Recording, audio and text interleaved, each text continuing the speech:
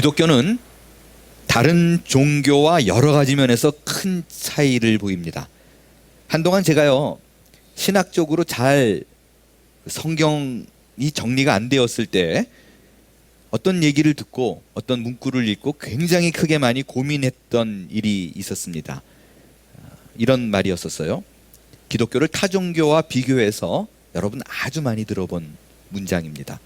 기독교는 종교가 아니다 라는 말이에요. 그게 그렇게 이해가 안 되는 거예요. 제가 알기로는 세계 5대 종교가 분명히 기독교잖아요. 5대 종교, 그 안에 기독교가 들어있다는 걸요. 있다는 거죠. 그렇다면 왜 기독교인들이 스스로 우리는 종교가 아니다 라고 말을 하면 마치 불신자들한테 이런 거부감이 주는 걸로 느껴지는 거예요. 백로는 까마귀 있는 곳에 있지 않겠도다. 구분 딱 지어서 나는 니들이랑 안 놀아. 왜 굳이 그럴 필요가 있을까? 왜 그렇게 자극적인 말을 할까? 그래서 저 역시 꽤나 불편했었어요. 그래서 이 말에 대해서 생각을 해봤습니다. 기독교가 종교가 아니다라는 말이 성립이 되려면요, 일단 종교가 무엇인가가 바로 정의가 되어져야 돼요. 종교의 정의가 정의되어져야지만이 그 정의를 기준으로 우리 기독교와 비교해서 이러이러한 근거로 이 정의와 우리는 맞지 않아, 그래서 기독교는 종교가 아니야 라고 말을 할 수 있잖아요.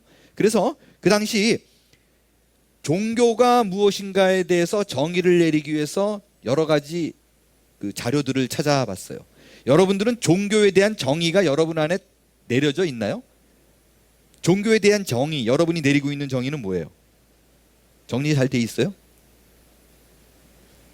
종교의 정의, 학자들이 뭐라고 정의했는가 찾아보니까요, 이 종교에 대한 정의가 단순하지 않아요.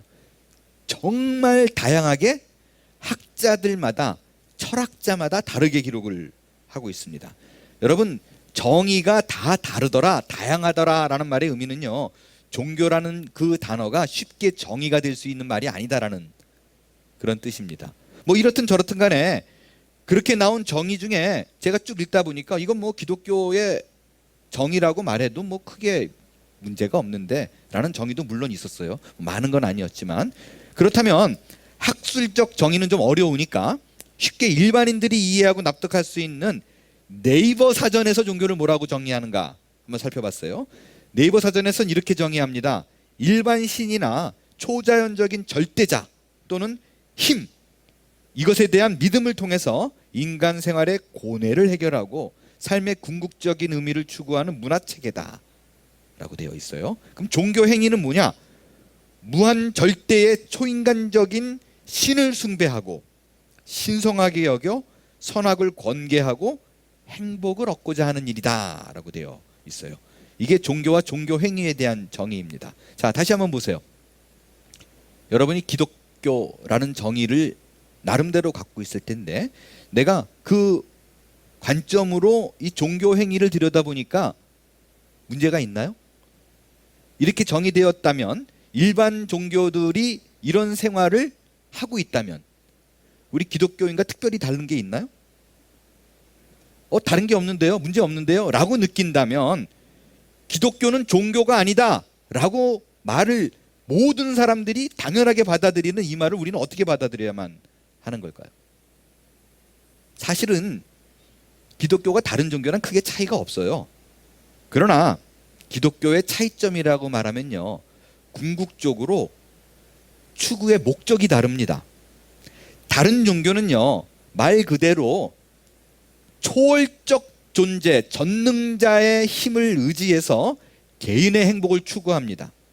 그리고 그들의 신은요, 그들을 따르는 자들의 소원을 이루어지는 대신 끊임없이 그들에게 그에 합당한 대가를 요구합니다. 이거 해야지 해준다 라는 거예요. 하지만 기독교는 그렇지 않습니다.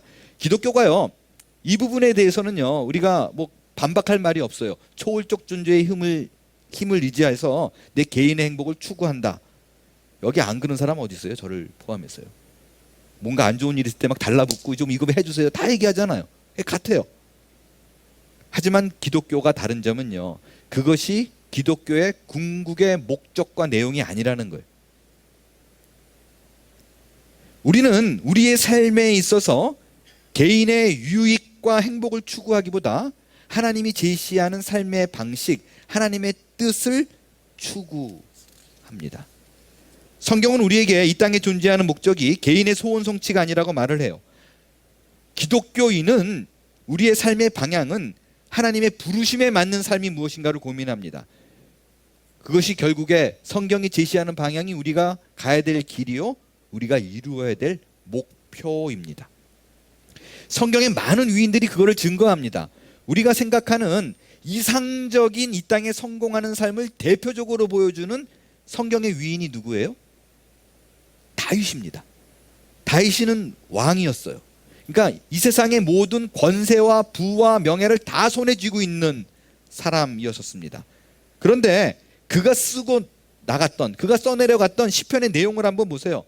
시편의 내용의 대부분은요, 다윗이 썼는데 다윗이 써내려가는 모든 것들이 행복을 말하고 있지 않아요. 다윗 보세요. 매 삶의 고통과 눈물과 탄식입니다.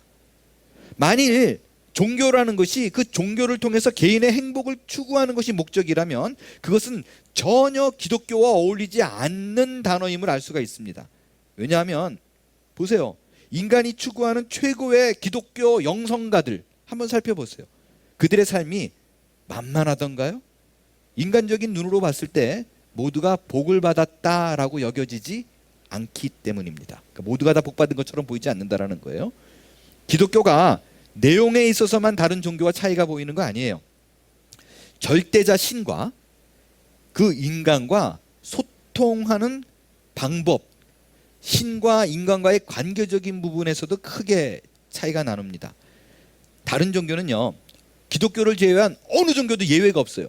반드시 이 종교가 인간과 그 신과의 관계가 성립이 되려면요, 인간이 신을 찾아갑니다. 신을 만나기 위해서 고행을 하고 노력을 하고 득도를 하기 위해서 자기의 몸을 해야 합니다. 신과의 소통과 관계를 유지하기 위해서요, 경건과 거룩을 훈련해요. 이거를 통해야지만이 신과 바른 소통을 할 수 있다라고 믿습니다.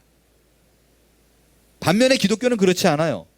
인간이 신을 찾아가는 종교가 아니라 신이 인간을 찾아옵니다.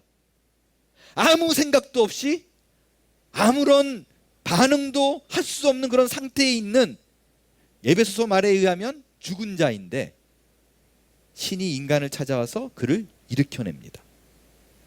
그리고 인간과 신과의 소통을 위해서 거룩을 요구하는 것이 아니라 선택받은 자의 삶의 방향으로, 그 방식으로, 그 웨이로 경건과 거룩을 요구합니다. 이게 굉장히 큰 차이예요.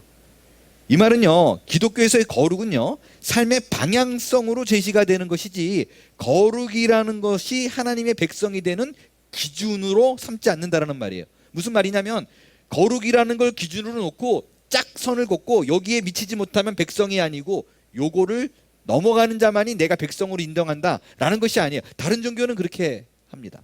그러나 기독교는 하나님이 먼저 백성 삼고 이렇게 살아라고 방향성으로 제시되어지는 것이 거룩이라는 거예요.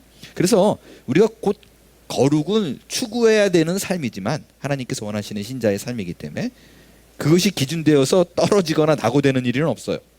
이게 굉장히 큰 차이입니다.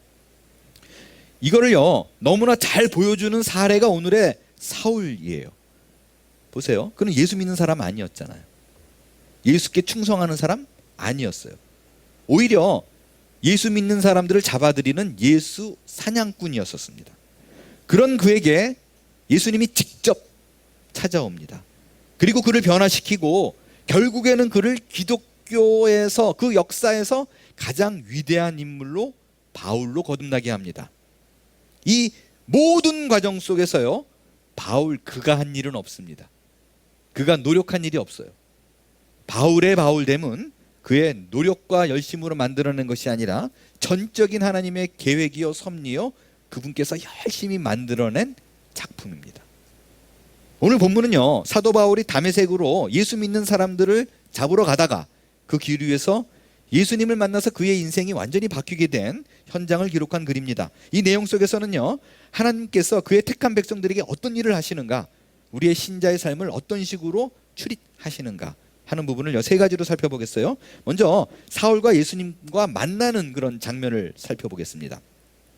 사람은요, 누구를 만나느냐에 따라서 인생이 정말 완전히 달라집니다. 그 미국에 오래 사신 분은 누구나 공감하는 그런 말이 있어요. 예전에는 그런 말이 있었잖아요.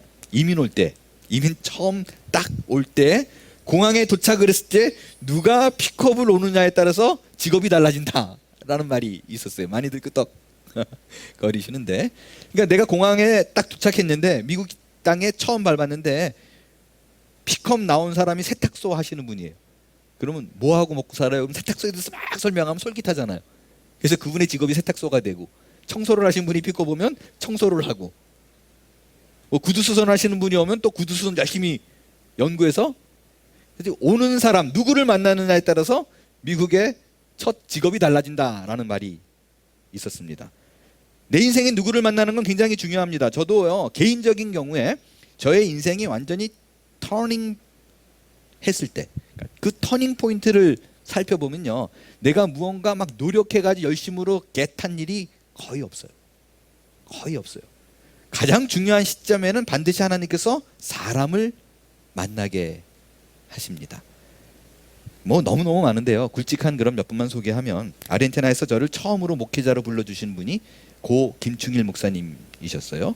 미국에 처음 이민 와서요, 한부 지구촌 교회를 오게 된 것에 결정적인 역할을 해주신 분이 이동원 목사님이셨습니다. 이동원 목사님께서 장세기 목사님 교회를 가봐라라고 소개해 주셔서, 제가 교회를 이렇게 딱 들어왔을 때 그 장세기 목사님을 만나러 왔는데요라고 제일 처음에 말 건 분이 우리 박혜영 선교사님이셨어요. 그래가지고 어떻게 오셨는데요? 그래가지고 이동원 목사님 소개로 왔는데, 했더니 갑자기 눈이 확 환해졌던, 그게 벌써 20년이 넘었던 그런 얘기인데, 그게 아주 선합니다. 그리고 미국에 정착해서 목회를 잘 배울 수 있는 거, 오늘의 목회자의 모습을 만들어 주신 거, 이게 장세기 목사님이셨고요. 과로로 요양이 필요한 시점에 제가 회복이 필요할 적에 그 회복의 필요를 제공해 주신 분은 황성주 목사님이셨습니다.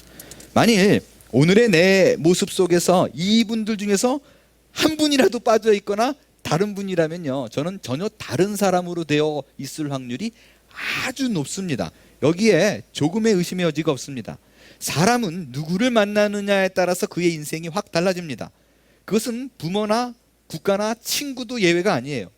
내 성품과 인격과 인생의 길이 이 어떤 거를 만나느냐에 따라서 달라집니다. 그러나 그 여러 가지 만남 중에서 정말 중요한 것은 내가 어떤 신을 만났느냐가 중요합니다. 왜냐하면 그것은 이 땅의 삶을 다한 후에 그 영원을 결정하는 문제이기 때문에 그렇습니다. 특별히 나는 하나님을 만났어 라는 것이 중요하지 않습니다. 다시 말씀드립니다. 내 인생에 있어서 어떤 신을 만나느냐라는 부분에 있어서요, 내가 하나님을 만났어 라는 것보다 훨씬 더 중요한 건 그의 아들 예수 그리스도를 나의 삶 속에서 인격적으로 만났느냐가 중요합니다. 크리스찬티에 크라이스트가 빠지면 안 돼요. 그럼 기독교의 본질이 빠진 겁니다. 교회를 수십 년 다녔을지라도요, 예수 그리스도에 대해서 수없이 많이 들었을지라도 내가 인격적으로 하나님이 아닌 예수 그리스도를 만나지 않았다라 그러면, 여러분, 굉장히 이거는 시급한 문제입니다. 셀 목자를 찾아가든지 목회자를 찾아가든지 어떻게든 간에 성경 공부를 듣든지 해서 이 문제를 해결하지 않으면, 여러분이 수십 년 예수를 믿었다라고 생각하면서 교회를 다니는 것은 실상 믿은 것이 아니라 아는 것입니다. 무의미한 종교 생활을 지금까지 한 걸로 전략할 수 있기 때문에 그렇습니다. 만일 우리의 구원이요, 단순하게 나는 하나님을 믿어서 구원받았어 라는 것으로 정의되어진다면, 오늘 굳이 사도 바울을 예수님께서 다메섹 도상에 찾아올 이유가 없습니다. 왜냐하면 바울은 이미 하나님을 잘 믿는 청년이었었어요. 지독히 잘 믿는 청년이었었어요. 우리의 구원은 우리의 노력으로 이루어지지 않습니다. 우리가 신을 찾는 것으로 결정되지 않아요. 우리를 찾아오시는 그 하나님으로 우리의 구원은 시작됩니다. 사도 바울은 하나님이신 예수 그리스도가 그를 직접 찾아옵니다. 어떻게 찾아오는가? 그 예수님과 만나는 장면을 한번 읽겠어요. 3절 우리 같이 읽을까요? 시작. 사울이 길을 가다가 다메섹에 가까이 이르더니 호련히 하늘로부터 빛이 그를 둘러 비치는지라. 예수님께서 사울을 찾아오시는 장면이 상당히 극적입니다. 호련히 하늘로부터 빛이 비쳤다라고 되어 있는데 이 빛이 비친 시간이 언제였을 것 같아요? 여기에는 안 나와 있는데요. 이 사도 바울이 이 얘기를요 사도행전에서 3번 등장하거든요. 근데 22장의 기록이 있는데 그때는 시간까지 얘기를 해요. 그때 그 시간이 22장 6절에 보니까 오정쯤 되었더라. 그러니까 정오예요.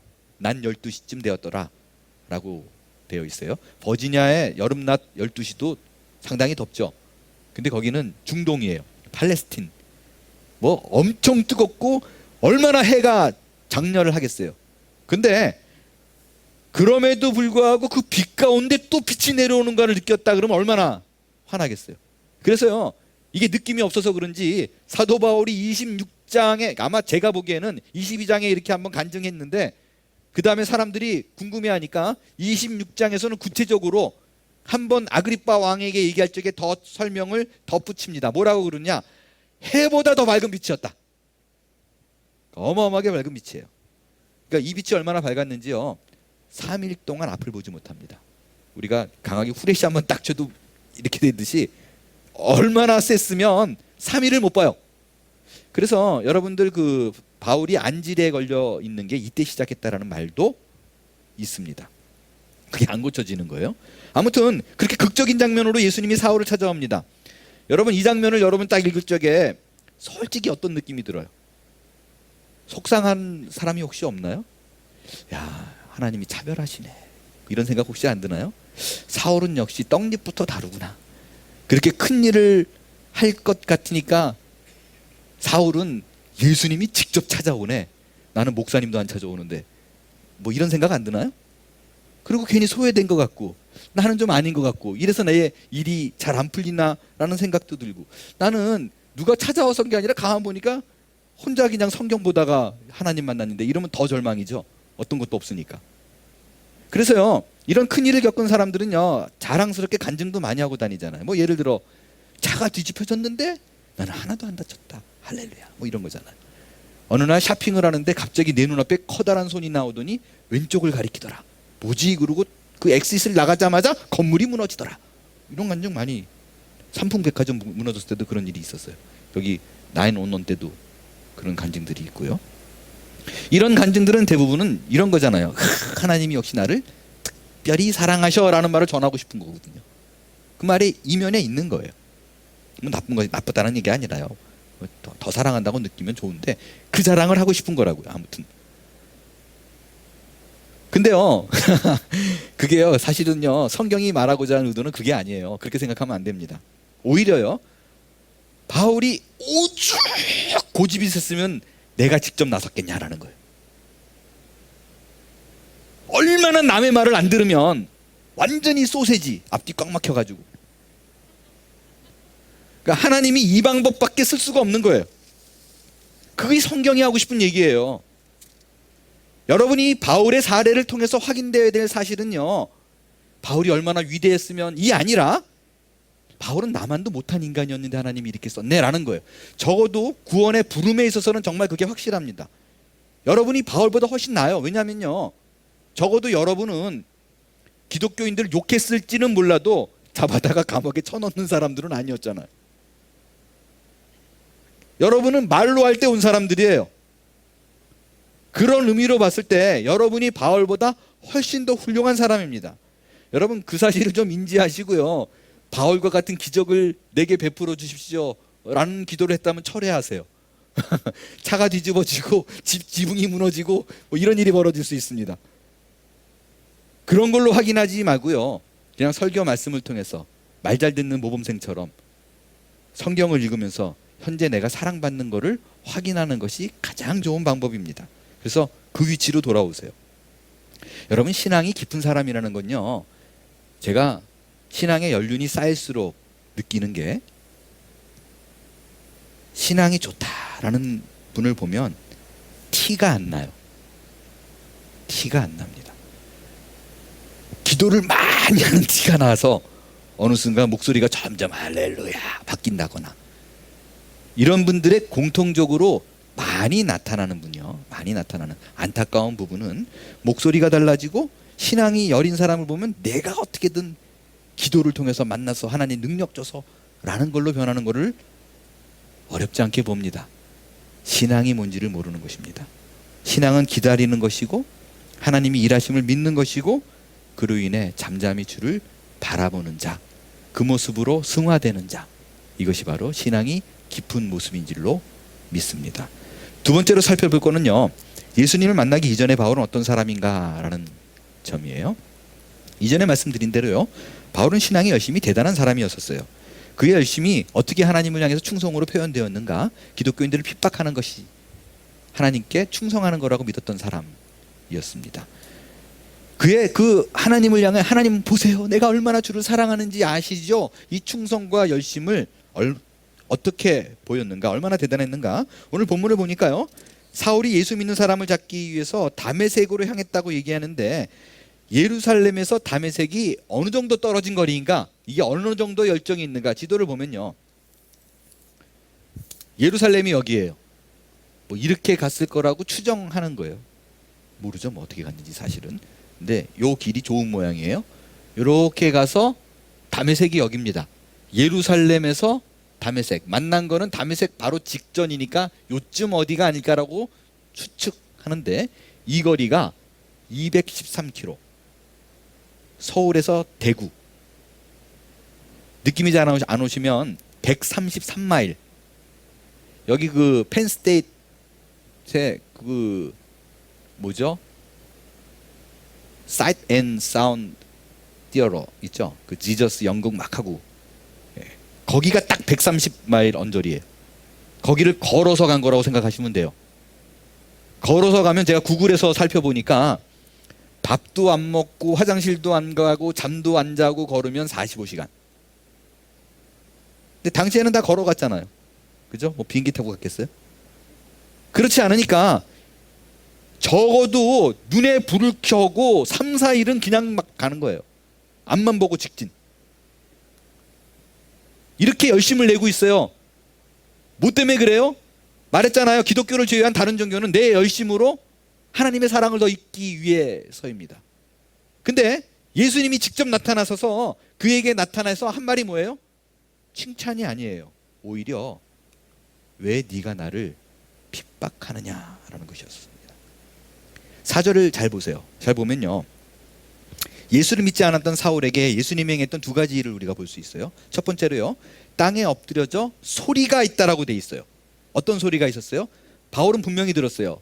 사울아 사울아, 바울의 전 이름이 사울이니까, 사울아 사울아 네가 어찌하여 나를 핍박하느냐라고 되어 있어요. 잘 보세요. 소리가 있었다, 하늘에서 음성이 있었는데, 사울아 사울아 네가 왜 나를 핍박하느냐라고 얘기를 했는데, 같은 상황을 또 22장에서 설명할 적에는 천부장 앞에서 바울이 뭐라고 얘기하냐면요, 22장 9절이에요. 제가 읽을게요.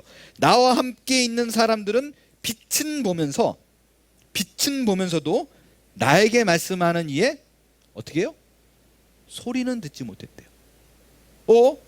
분명히 앞에서 하늘에서 나는 소리가 있어 라고 얘기했는데, 22장에 와서는 아니야 근데 그거는 나만 들었고요, 다른 사람은 듣지 못했어요 라고 얘기를 해요. 빛만 봤대요. 이게 다른 사람이 뭐 요한이 썼다거나 뭐 누가가 써가지고 달라면 이게 뭐 그럴 수 있잖아요. 뭐 사람이 하는 얘기니까 뭐 이러고 전에 들은 걸 잘못 들었나 보다 이럴 수 있는데, 9장과 22장 같은 사도행전에 나와요. 누가, 저자가 똑같다는 얘기예요. 근데 바보가 아닌 이상 이렇게 다르게 한 입으로 두 말하는 말을 왜 썼겠어요? 왜 이렇게 다른 말이 있을까요? 한쪽에는 다 들은 것처럼 써놓고 한쪽에는 아니다 나만 들었어, 딴 사람은 빛만 봤어. 왜 이런 일이 벌어질까요? 여러분, 이거요, 듣는다는 말의 해석을 제대로 하면은 이해가 됩니다. 예를 들어서 이런 거예요. 한국말에도요, 듣는다라는 말이 두 가지 의미가 있습니다. 첫 번째는 말 그대로요, 소리가 음이 화장을 통해서 내 귀에 전달되는 거 있죠. 귀로 듣는 거예요. 아, 그러면 딩딩딩딩 공기를 전달해가지고 내 귀를 물리적으로 때리는 거. 그게 듣는다라고 얘기해요. 듣는다라는 말에 또 다른 표현이 있습니다. 그건 뭐냐면 내가 이해한다라는 뜻이에요. 뭐 예를 들어서 이거예요. 너 클래식 들어봤어? 아니, 들어본 적이 없는데 한번 들어봐. 탁 처음 들어줬는데 얘가 막 클래식을 좋아하고 막 빠져들어가는 거예요. 그러면 우리는 놀래잖아요, 사실. 그러면서 뭐라 그래요? 야, 얘 음악 좀 들을 줄 아네. 그 듣는다. 클래식을 이해하네. 이 종합해서 보면요, 이런 상황이라고 있습니다. 분명히 소리는 다 들린 것 같아요. 그 소리는 다 들렸는데 그것을 이해한 사람은 바울 뿐이었어요. 다른 사람은 그냥 소리예요, 소리. 말 그대로 뭐 이렇게 들렸겠죠. 근데 바울은 그 소리가 정확한 예수 그리스도의 목소리로 들었어요. 그래서 목사들 사이에서도요, 이런 얘기 많이 해요.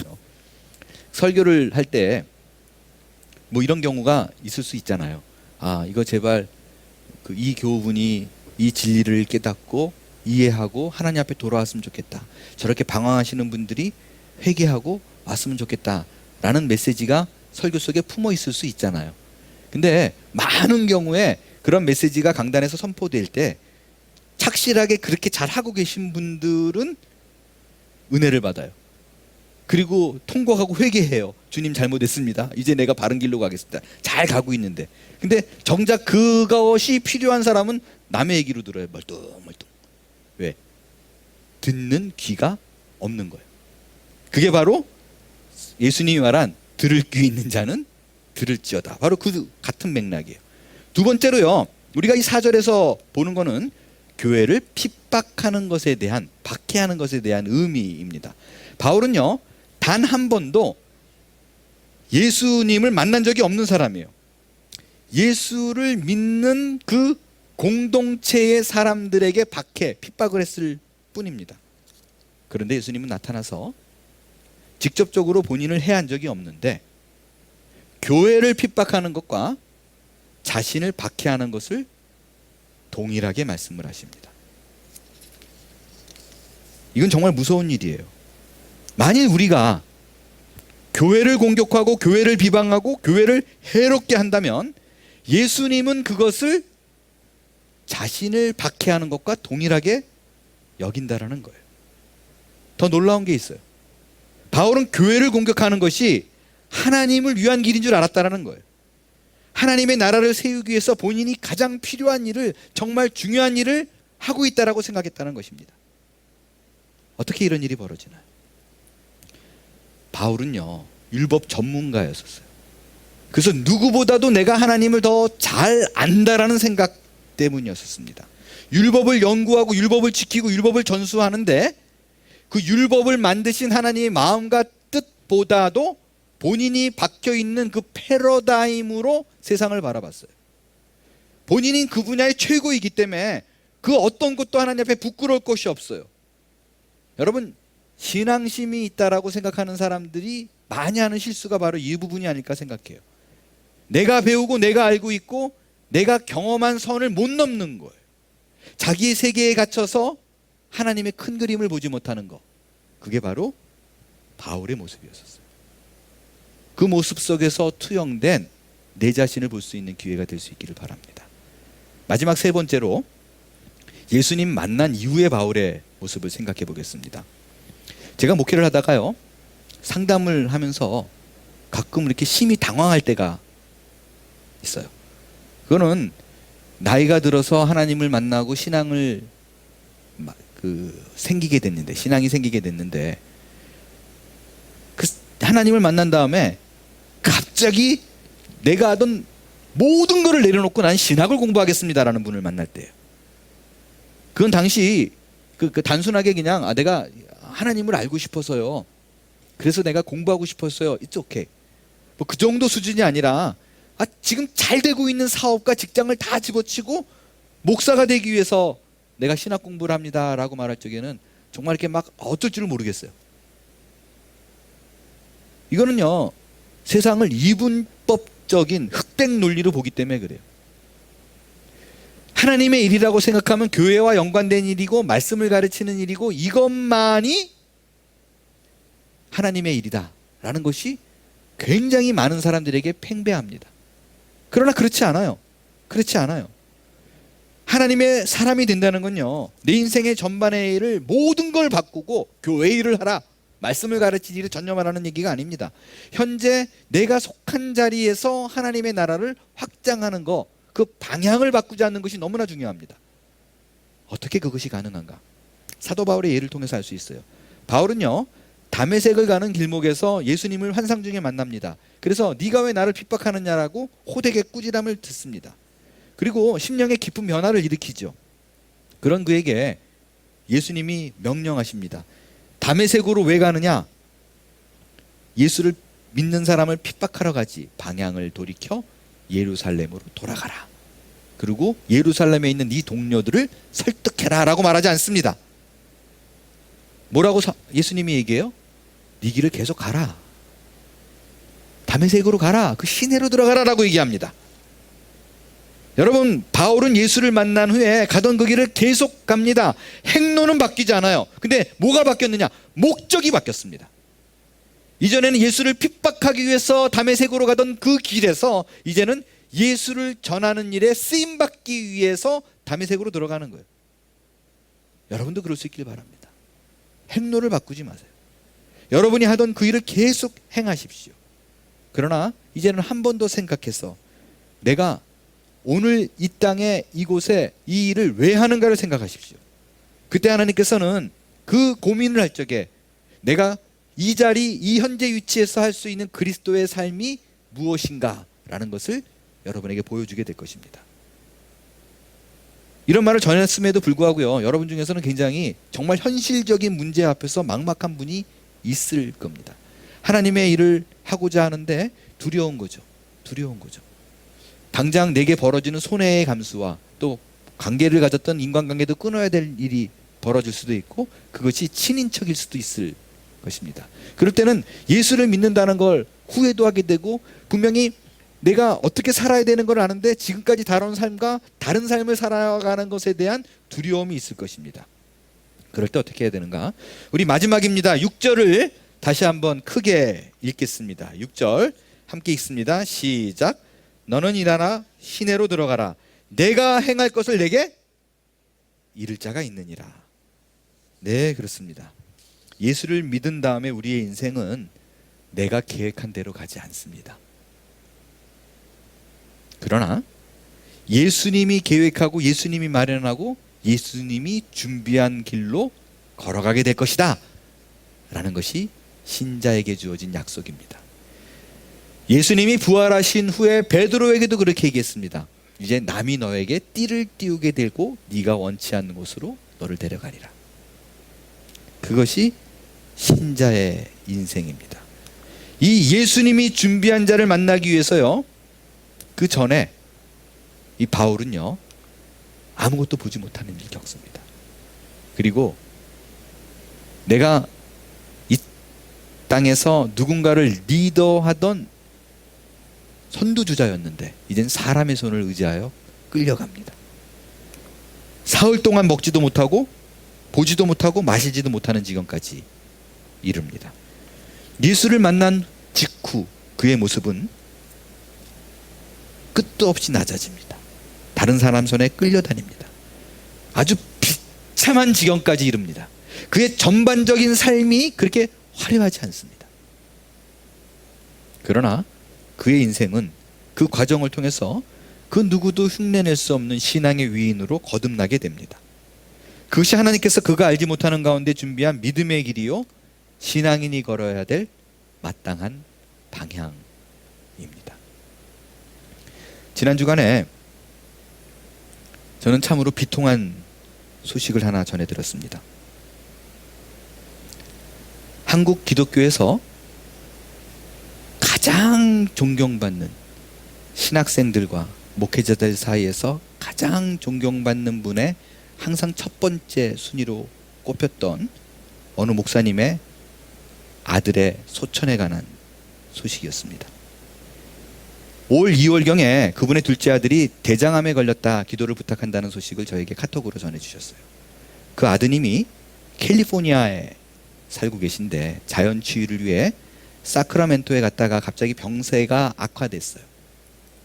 그래서 원래 헬기를 타고 이송을 하려고 그랬는데 그것이 잘 안 돼서 앰뷸런스를 타고 내려오는 길에 아버지가 지금 기다리고 있는 LA로 내려오는 길에 하나님의 부르심을 입었다는 소식이었습니다. 그 얘기를 듣는데 정말 너무너무 마음이 아팠어요. 저만 그런 게 아니라 그분을 아는 모든 분들이 너무너무 힘들어했어요. 개인적으로 그분과 저가 친분이 있는 걸 알기 때문에 많은 목사님들이 저에게 연락 와서 그것이 사실이냐, 또 그 후속 조치가 어떻게 되느냐를 물어오셨습니다. 근데 정말 뭐 피를 토하듯이 많은 분들이 괴로워했어요. 어제 오후에 설교를 준비하는데 제가 정말 집중이 잘 안 되더라고요. 마음이 힘든 거예요. 그래서 준비하다 말고 제가 그 책상 그 의자에 앉아서 준비하다가 내려와서 기도를 했어요. 하나님, 정말 이해가 안 됩니다. 진짜 저는 이해가 안 돼요. 왜 그 훌륭한 목사님에게 그런 시련을 주시는지요. 이제 은퇴하시고 말년을 보내고 계신 분인데 너무 잔인한 거 아닙니까? 있어서는 안 될 일이 벌어졌습니다. 하나님 왜 그러셨는지요. 정말 알고 싶습니다. 기도를 하고 있었어요. 근데 거짓말처럼요, 띠링 그러고 카톡 메시지가 왔다고 알림 소리가 나요.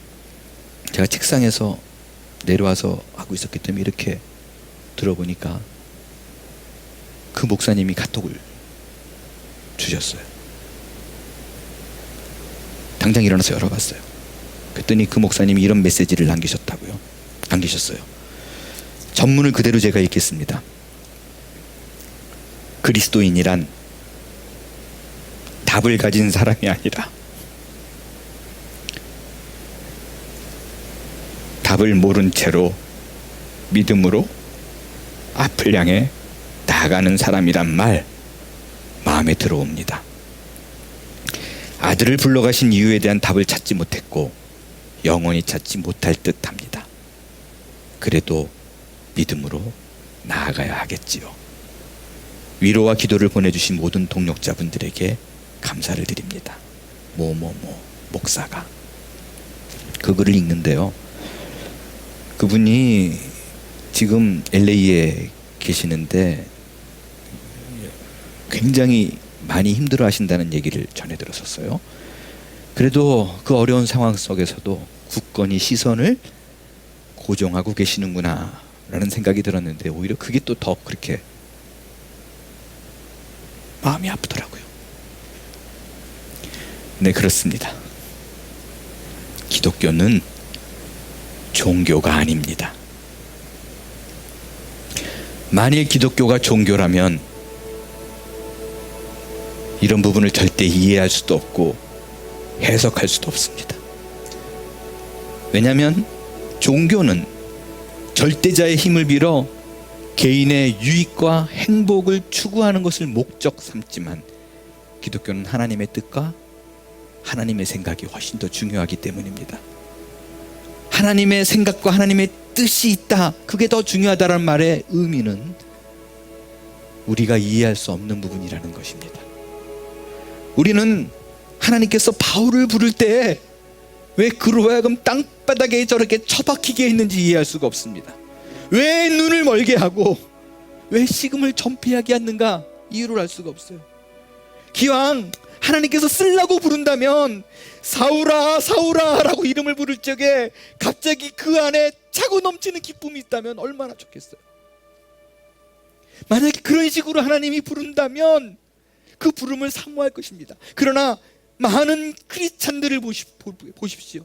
하나님이 당신을 부르십니다 라는 말 자체를 두려워하고 힘들어하는 사람들이 있습니다. 하나님이 왜 그러셨어요? 바울을 왜 그렇게 불렀어요? 왜 그렇게 꼬꾸라지게 했나요? 왜 많은 사람들이 보기에 하찮은 사람으로 보이게 그를 무너뜨렸나요? 충분히 하나님은 바울을 영웅으로 부르시고 마음만이라도 바꿔서 상황은 변하지 않더라도 그 마음에 차고 넘치는 기쁨을 부어줄 수도 있음에도 불구하고 그렇게 부르지 않고 고통과 절망에 몸부림 가운데 그를 부르십니다. 우리는 그 이유를 알지 못합니다. 하지만 분명히 아는 것은 하나님의 생각과 우리의 생각은 다르다라는 것입니다. 기독교는 하나님의 뜻과 성경이 제시하는 삶의 방식을 추구합니다. 우리 신자가 가진 궁극적인 행복과 만족은 그 삶의 방향을 통해서 완성이 될 것입니다. 지금 당장 보이는 현실의 어려움에 믿음의 눈으로 일어설 수 있게 되길 바랍니다. 하나님의 생각은 우리의 생각과 다릅니다. 언제고 그 어려움의 끝자락에서 그 일을 행하셨던 하나님의 마음과 뜻을 모두가 머리가 아닌 가슴으로 받아들이고 이해하게 될 날이 오게 될 줄로 믿습니다.